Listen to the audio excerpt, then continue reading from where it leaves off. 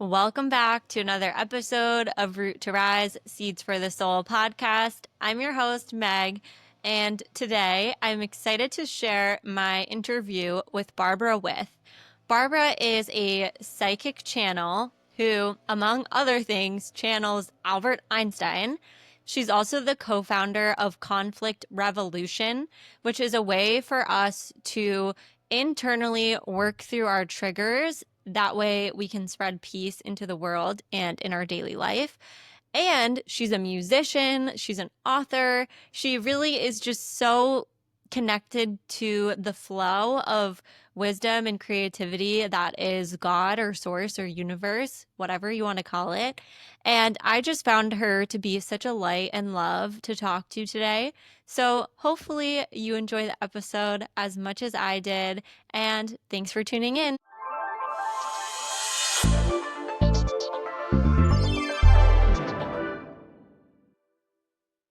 Welcome, Barbara, to the podcast. I'm so excited to have you on today.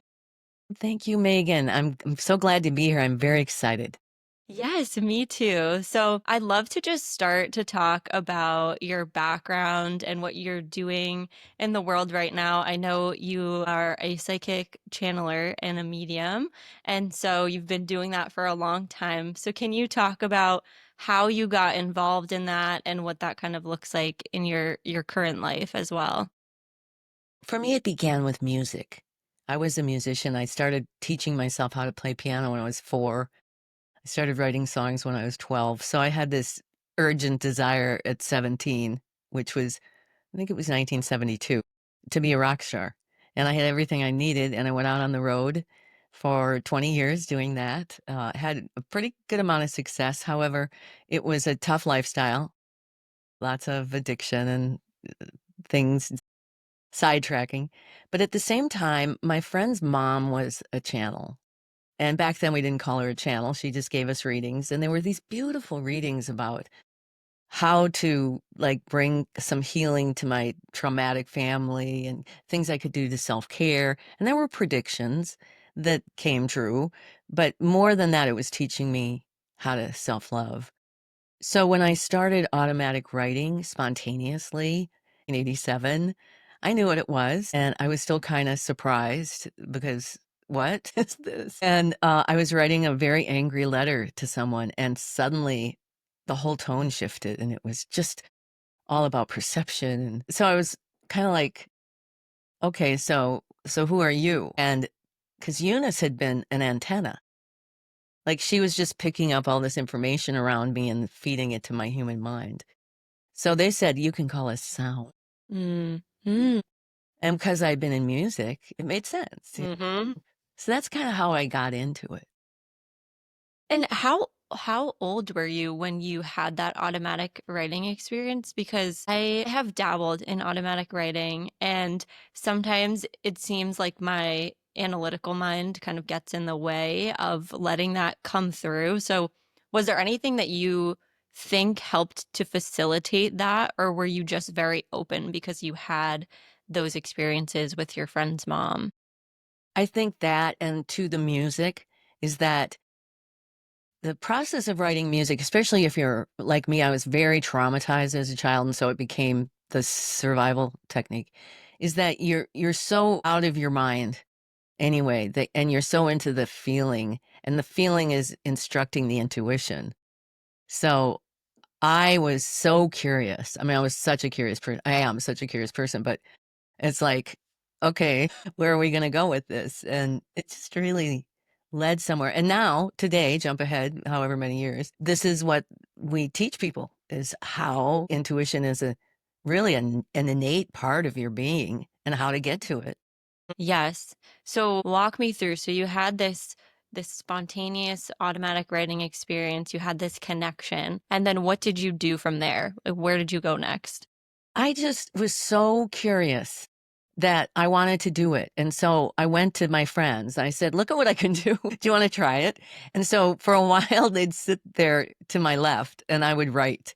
And I still have these pages of readings I did handwriting. And finally, I got to a place where, you could talk like Eunice did. And kind of worked my way into that. And then I started getting a reputation because the readings were so powerful and people would come, they'd get a reading, we'd record it, they'd leave, they'd come back in 6 months.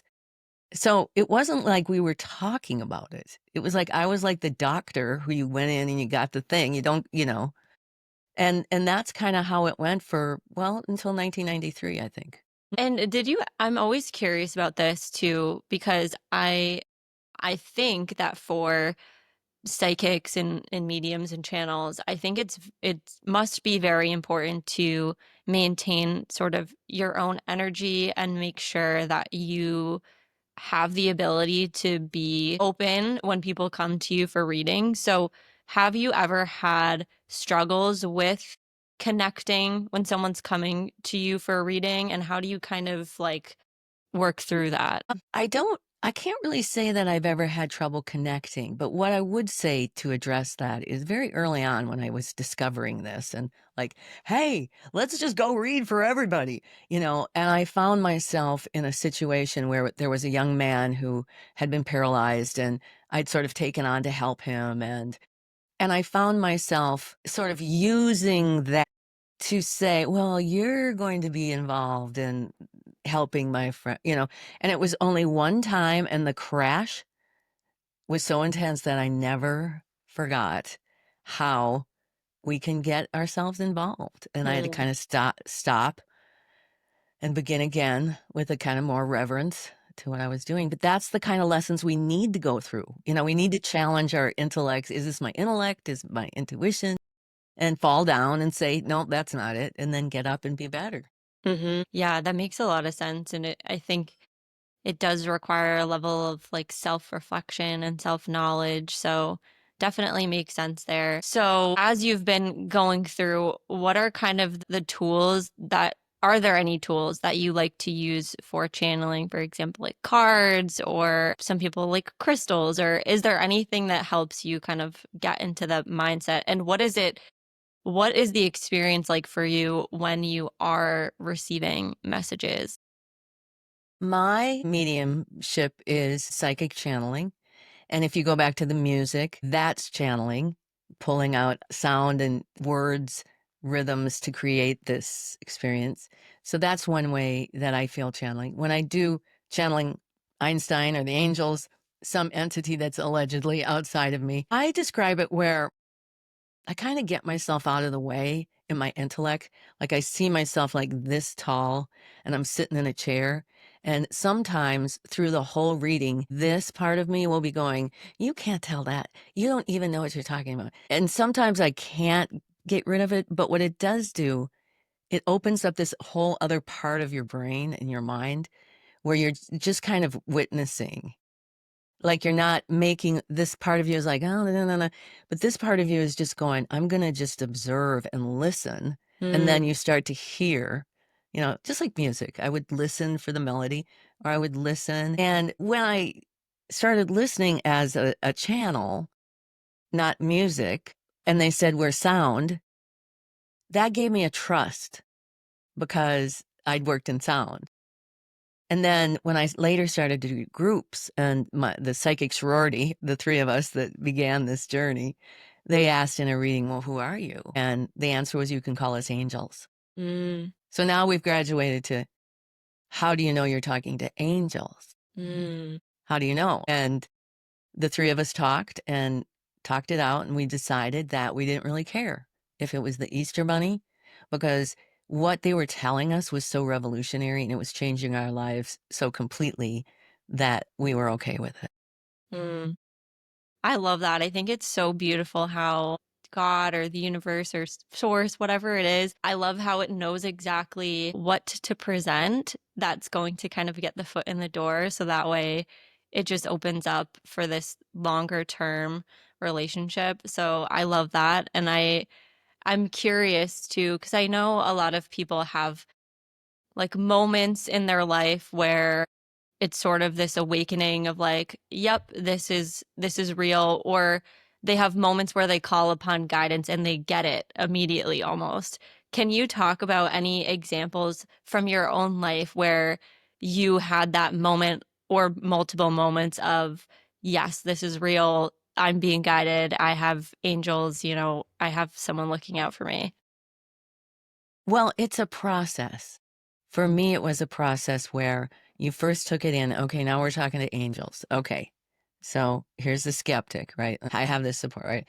But then I'm still not like, hey, everybody, I'm talking to angels. I'm like, huh, okay, that's okay. All right, we'll ease into that.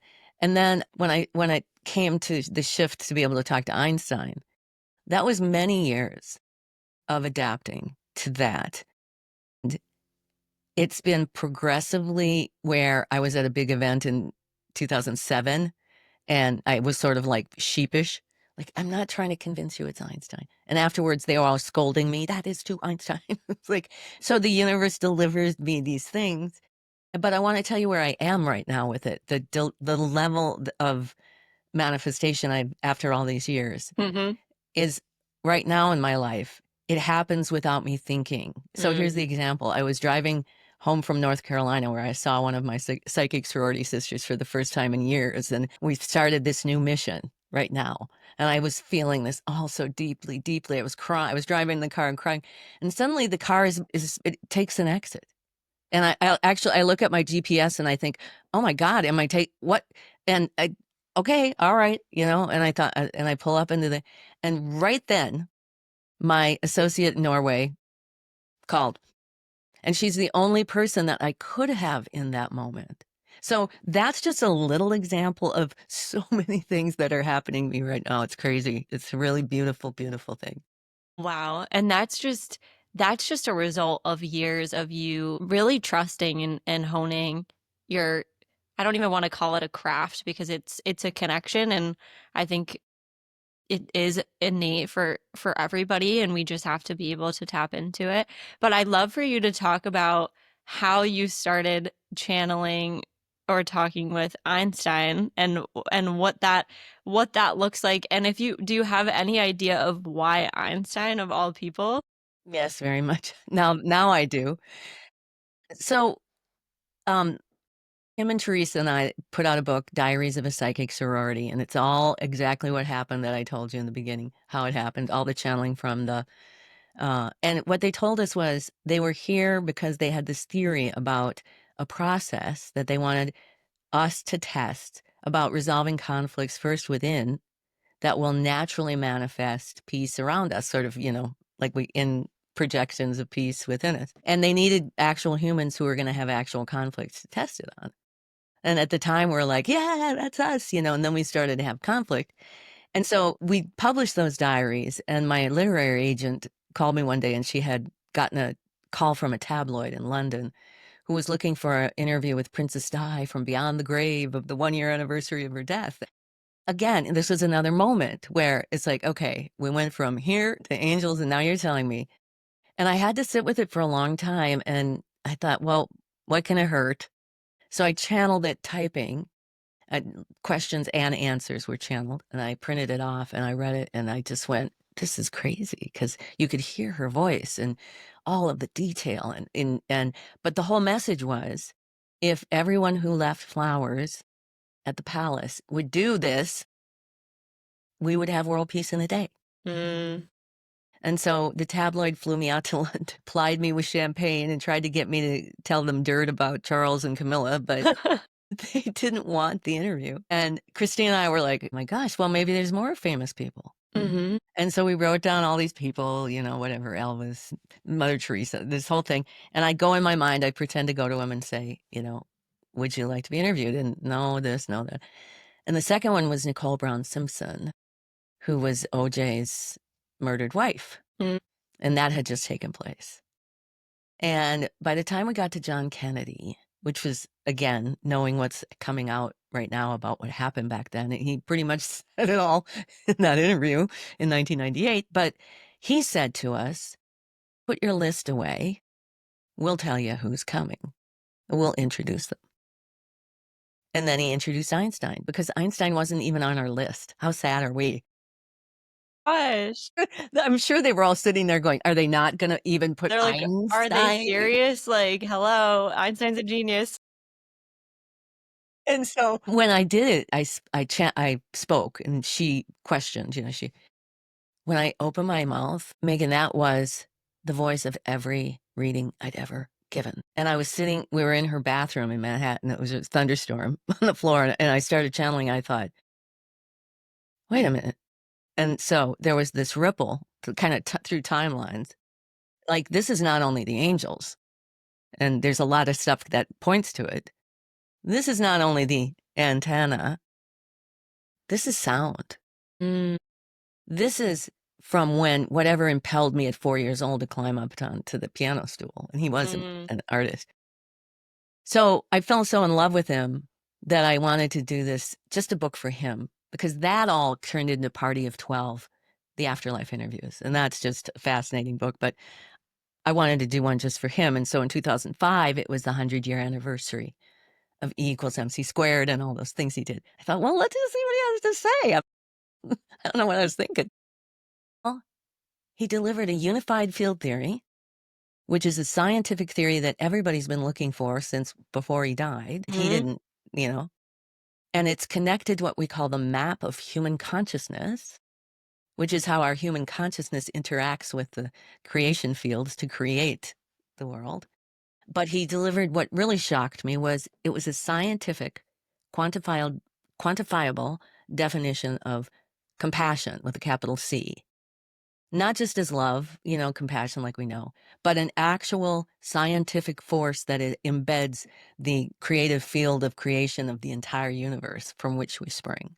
So, see, and I'm like thinking, I just wanted to be a rock star, okay? I don't even know. I have to now go out into the world and tell them that the source of everything you're telling me is in the center of the earth and it operates like a black hole. Well, do you know anything about black holes? I don't. And No. so I was like, am I going to just completely just destroy everything I've done by stepping out and saying these ridiculous things? Well, no, just go to YouTube and Google Brian Greene black holes, and it'll tell you exactly what he said, that now they think that Earth is operating. So it's been like this where it's unfolded through the years, but it has taken a lot of spiritual and psychological care.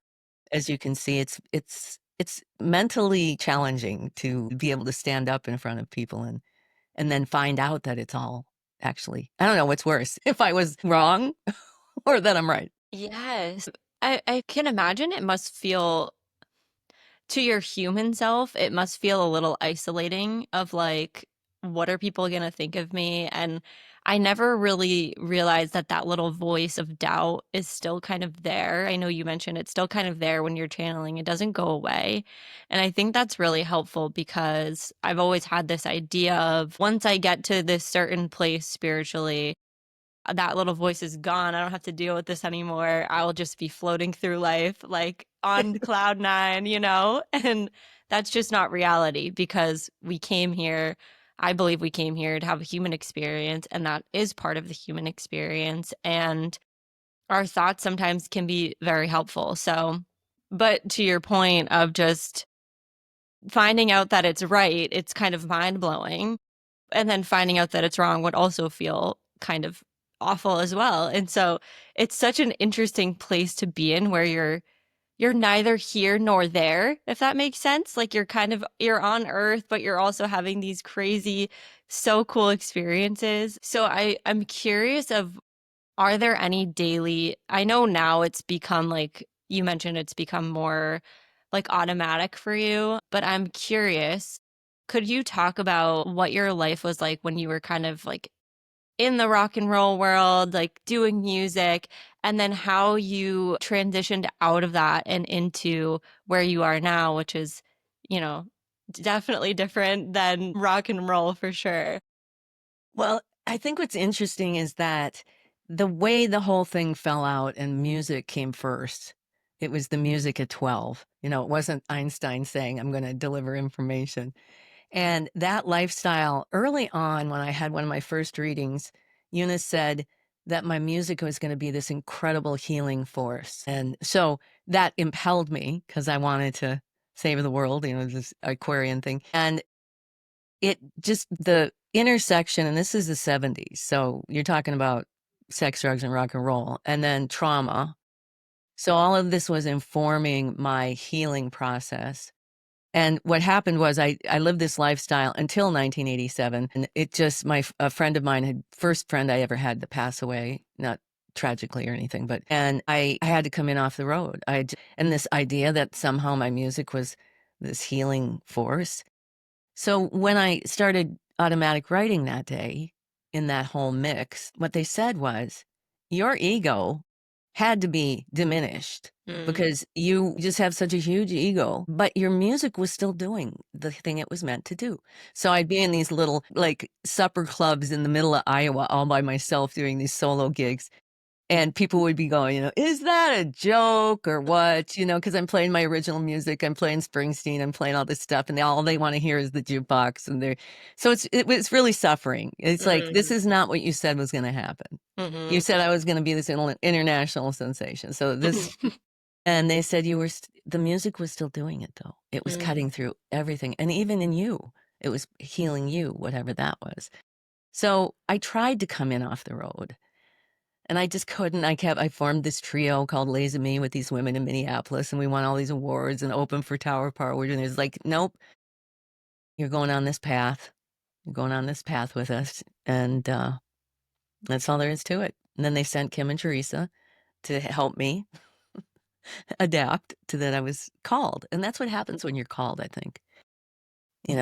So you didn't really, I mean, you had to make the decision to come off the road and to choose this lifestyle, but you didn't really do like, you weren't like meditating for like 2 hours a day or like doing yoga or breath work or anything like that. It just kind of was, this was your path and this was where you were meant to go. And so it seems like it was more of like a spontaneous evolution. Is that, would, I think that's a good way to put it. Because if spontaneity is it's like pivoting, right? If you're in basketball, you pivot, you don't sit down and go, well, why didn't the ball come to me? You just move on it. It was very intuitively guided. And I think intuition is far, far stronger when emotion is strong. Now, that doesn't mean our intellects always know what to do with it. But, we get all emotional and then we have this intuition, go do this, go be a rock star. And my mind was like, okay, here we go. Yep. So, but it was an evolutionary journey. I had no idea where it was guiding. Now at this age, this is my 60th year, I can look back and see absolutely everything that I thought was a mistake or this was wrong or I should have been doing that. Don't do it. It's all so divinely created. And your mind is that little squirrel, that little party, and I didn't do this. It's always going to be going. But when you add more parts of your operating system, because there's more than just that squirrel. We think it because, our intellect is so powerful. It's convinced us it's in charge. But there's this whole other operating system that we're waiting to discover and then waiting to know how to master. I know it's probably a lot, but in retrospect, can you talk about some of those moments that maybe in the moment you didn't understand why it was happening, but then you look back and you're like, wow, this all ties together. I know you mentioned that you're doing your world peace tour and then there's the anniversary of you connecting with Einstein, right? And then, so can you just talk about how all this comes together? Because I think that is so helpful and it's such helpful perspective for me and for other people as well. Yeah, sure. I came in off the road and I got married to a wonderful man and I proceeded to go have higher class, crap jobs. So I called him because all I wanted to do was go sing, but he had to. So I got involved in this nonprofit in St. Paul because my husband was pressuring me to get a job. I was like, okay. And I got a temporary thing helping them in this department. And then it led to that, and led to that, and led to that. And pretty soon I was in all these departments looking at how much conflict was going on. And I went to the president. I said, look, I've been involved in this stuff. Would you mind? I could do a prototype of a conflict resolution workshop. And she's like, yeah, let's do it. So we started doing it there. And then I became don't ask me how, accidental development director. I was the development director of a major nonprofit in St. Paul. It's like, I was like, what? And I had never Now, good thing one of my best friends was the vice president, and she sat down the first time I had to do 5-year budget projections. It's like, what? And it was torture. I would go to bed crying. I'd get up crying. I'd drag myself in. My husband was like, why don't you quit? It's like, I don't know why. I would not have traded any of that. Because when all of this converges and all of my book sales create a lot of abundance for us, I'm going to be absolutely happy that I know how to do those 5-year budgets. And already I've written many, many business plans. So, but it's hard, because Mm, you want to do this and you think you're supposed to be doing that. All you're in this little, crappy little job, but it's not. It's all mm, divinely planned. And my advice is, it's not to manifest what we want. It's to want everything that we manifest. mm. Yes. Yes. That's so powerful. I just listened to a podcast, and this woman was talking about how you if you don't have the gratitude for what you have right now, once you manifest what you want, like you're also not going to have the gratitude. She said it more eloquently than that. But I find that so powerful because I find that when I truly practice gratitude for what I have right now, I actually don't want anything else. Like I just and like things come, and that is so it's so true for so many people, but it's also so interesting that you were in an experience where you didn't necessarily want the job, but things still came. And so it's kind of this interesting question of life of like, what is true? Like what is real? Because some people think you have to be in this like high vibe frequency. And maybe you probably were because you had been, practicing this stuff. But it's just interesting because I just wonder if there's just fate and we're just kind of living and everything is just meant to happen how it's supposed to happen. And it just kind of like mind boggles me a little bit. But I want to talk about the conflict resolution that you mentioned. Can you talk about Revolution. revolution? Can you talk about that and what exactly that is, what you do with that? Well, the whole thing sprang from the psychic sorority and what we found out with our conflicts. And it's really a very, very basic, it's not even it's like you said, do you go to a class? Do you spend hours meditating? No, it's a perspective of our life. And it's understanding our operating system in a very simple, this map of human consciousness. It's Einsteinian, it's simple, it's elegant. Everybody can go, right, that makes sense. And then it's developing your own willingness. That's why we're looking for the participation of the willing to use it. And those are two different things. And I think what we get caught up is that we look for another process. Mm, We're gonna go to this process. We're see this process is. But if we took the process and worked it to its maximum, and maybe that's what happens sometimes with our trainings. But conflict revolution starts with the fact that we have a map. mm-hmm. It's intellect, intuition, and then solar plexus emotion. Then we have a witness. And every day we wake up and say, thank you for another day of the most amazing life I ever could have dreamt up. I totally intend to make this the most magical day ever. And then we stand in our witness. And what we're waiting for is our triggers. So we're going through the day and then we get in line at the supermarket and now we're pissed because come on. And then you're counting the things you're like, and then we're getting, so we're looking for those because those Mm, are clues every day. This is just like every day. It's not a class. It's like life happening in present moment. And we get it. And then we stop and go, okay, what's the sound bite? Well, she's disrespecting my time, whatever I come up with. mm-hmm. Okay, let's revolve that.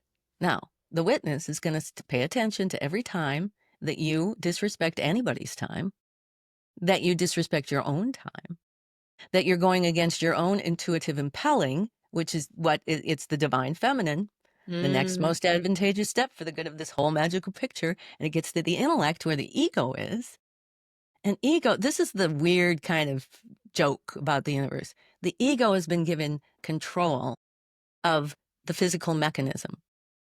So if you're going to turn left, it's not your intuition that sends the actual signals to your arm to grab the wheel. It's the intellect. mm, So intellect is programmed to be able to have free will to say no to intuition. And Einstein says that is the root of every conflict that manifests on the planet at every level. This is what we're seeing in World War III that we're Mm. facing. It's that Mhm. millions, billions of humans are not capable or right now aligning themselves in this way where intuition guides us and then intellect takes that step. It Mm. doesn't argue. Intuition will tell you, right? Rest. You know it, you feel it in your body. Rest. And Mm. intellect will say, I can't rest. I got to go here. I got to go here. I got to go here. And then gets in the car and drives away and gets in an accident. And then you're, why did I do that? And then there's all this, introspection of how did I cause that accident? Okay, let's take a breath. And the other thing, just the other piece of it is emotion is so greatly misunderstood. And what we do is we teach you to be able to, in your body, feel the maximum capacity of emotion possible Mm. from hate to love, everything in between, because we're doing this for the planet, right? And there's a Mhm. lot of horrible, horrible emotion that we feel through our body. But we use our breath and we move it through, and then we set our intention. I fully intend to use this emotion to create world peace. Mm. Rather than, oh, I'm so scared. This is going to happen. And he did that. And he did that. We totally bypass that. But we're using actual everyday emotions. Your grandma pisses you off or you're scared of the war. And you go into this, it's just a practice. And when you start to do this, Megan, you're going to find what I found after our first fight, and we used it and we had this revelation. And I went to work. I was playing at this hotel in Minneapolis, a piano bar, and there was a waitress there who never had the time of day for me. She was just stone cold. I didn't care, but I walked in and she was like, "Oh, Barbara, I've got some Patti Smith cassettes," and she put $20 in my tip jar, and she just couldn't stop talking. And for a while, I thought, this is like, is this pod people? Are we gonna? And then I thought, this is it. That's what they're talking about. When you Mm. change it here, Mm. it just naturally, and I'm not comparing myself to Jesus, but that's what he did. He would Mhm. walk in a room and radiate people. You could just touch his garment, and his alignment to compassion was so thorough and unattached and intentional that he had that power to change Yep. people. Yep. And that's what I feel the state that I've come into. I'm calling myself a 5D printer. Yes. I love that. And it's true. They've done studies on it, how if just one person is in a frequency, I think, of love or one of those higher frequency emotions, it can counterbalance. I don't know the stat, but it can counterbalance a lot of people who are in lower vibe states. So, I mean, everybody knows when they've encountered somebody who's in that state of peace and love. So it's so powerful.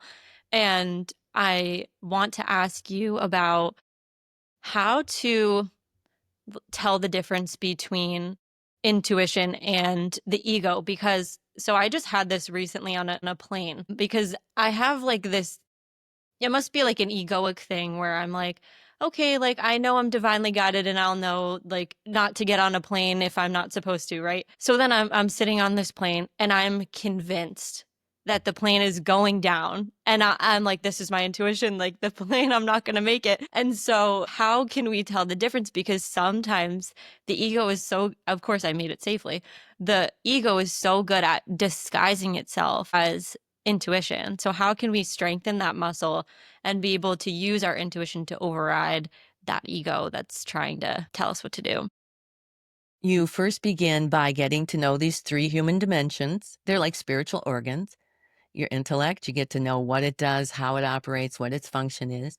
Your intuition, same thing, what it does, how it functions. Your emotion, how they all work together. But I'll tell you this, it's very simple. Intuition is always an impelling to take a step. Mm. It's always an impelling to take a step. And what it tells us, because it really is the ultimate idea of what compassion is, it's going to tell you to take the next step. Okay, only one step. Not going to tell you what if the plane's going to land. The next most advantageous step. Like, what is the best step you can take right now that's going to be good for the whole situation? The intellect now is going to explain, define, blah, blah, blah, blah, blah, blah, blah, blah. But if you actually just take a logical, analytical study as, is this statement impelling me to take the next step for the good of the whole?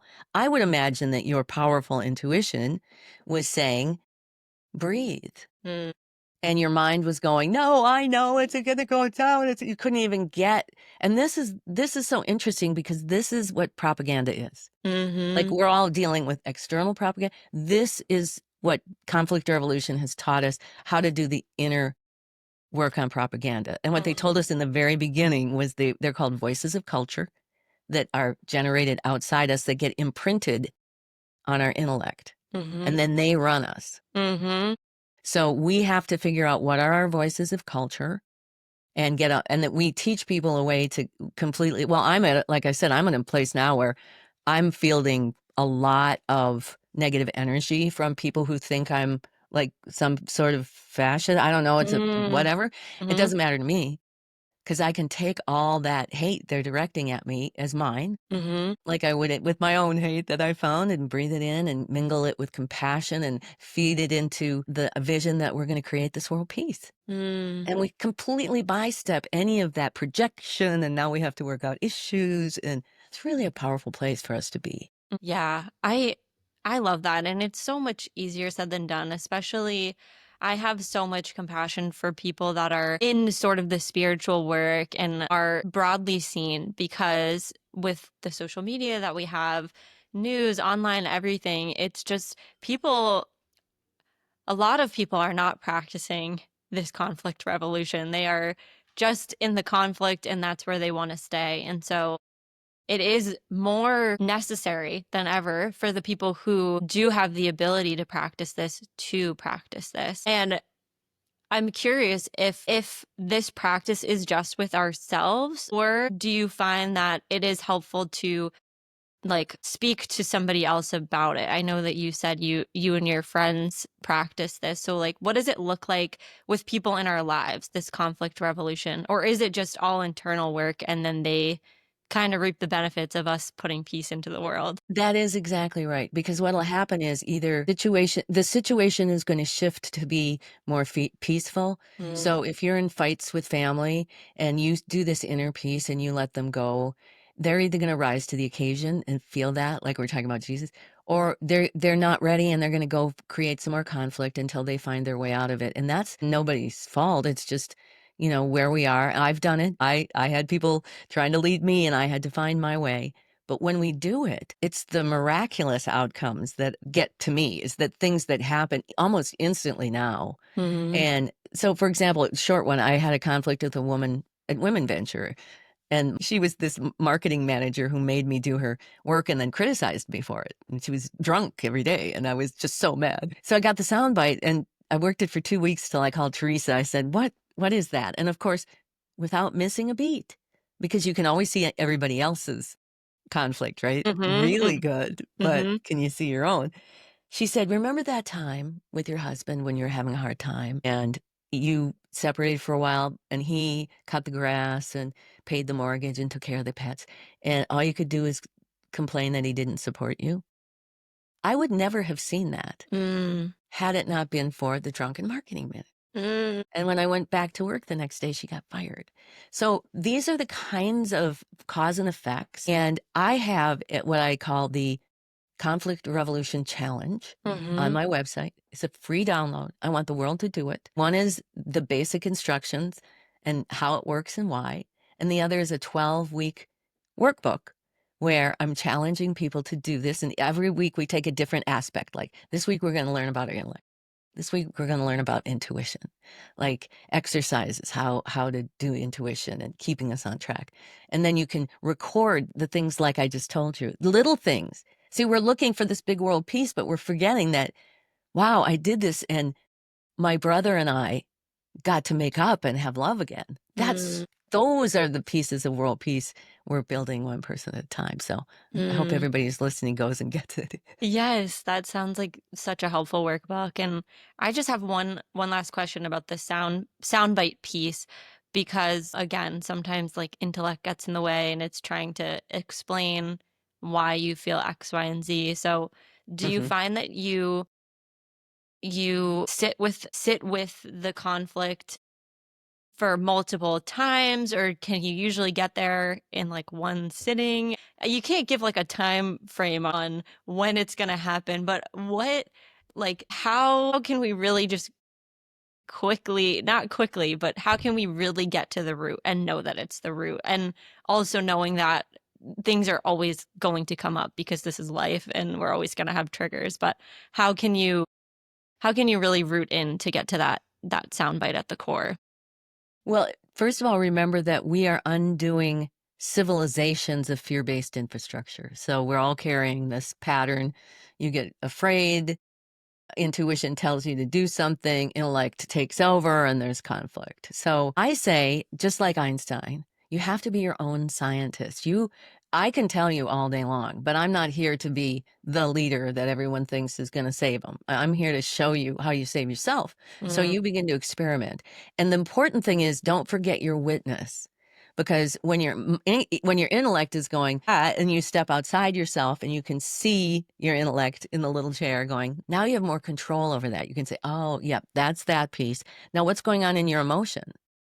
Are you angry? All right, breathe that through, but don't let it marry itself to that stuff.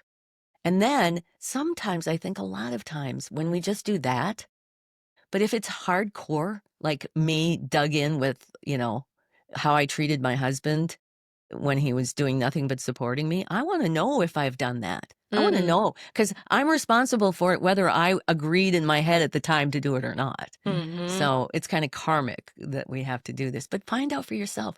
And then don't miss those baby step miracles. Don't dismiss them as like, well, that's not big enough, or, we all do that, right? So, and you'll find very quickly, you're going to find the flow of that miracle making and mm, get addicted like we are. mm-hmm. Yep. Yep, so good. I like to leave off with just one last question, and I know we kind of already touched on this, but what would a world look like where everyone was practicing this conflict revolution? I believe that is exactly what we're on the path to right now. I think, first of all, the endless wars stop. I think the propaganda machine gets dismantled and all of the horrible things that our whole globe has been built on that you don't even want to talk about gets dismantled.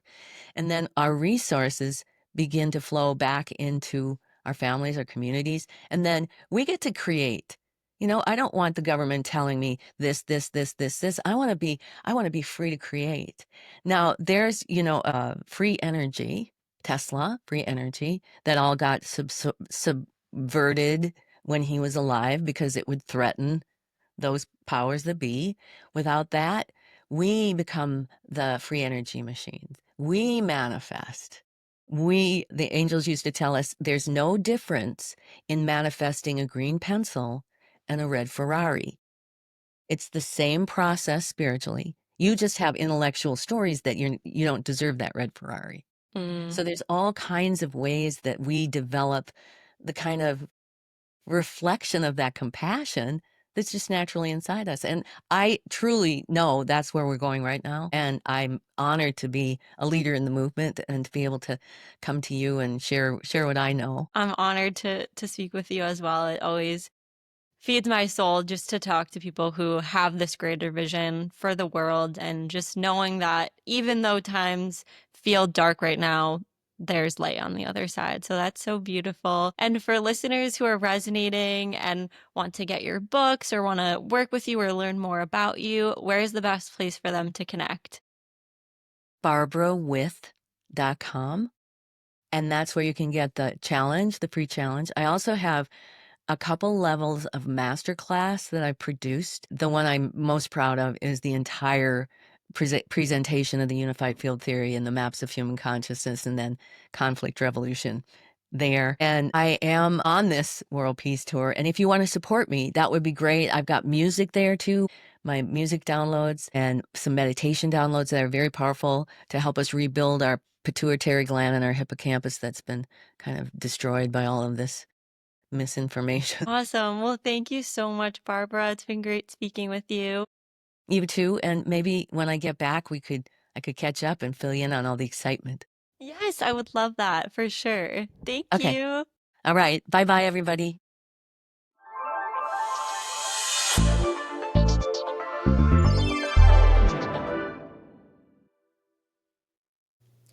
Thank you so much, everyone, for tuning in to this week's episode.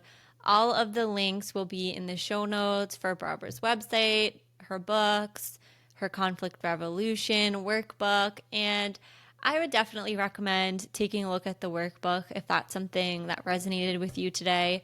I know that I can always use more guidance and more hand holding with identifying conflicts and triggers and sitting with them to figure out what is the sound bite, what is the root of what I'm feeling, why is this triggering for me, and how can I use this emotion to create peace in the world. So hopefully you can take a look at that, and if not, no worries, just do whatever you feel called to do.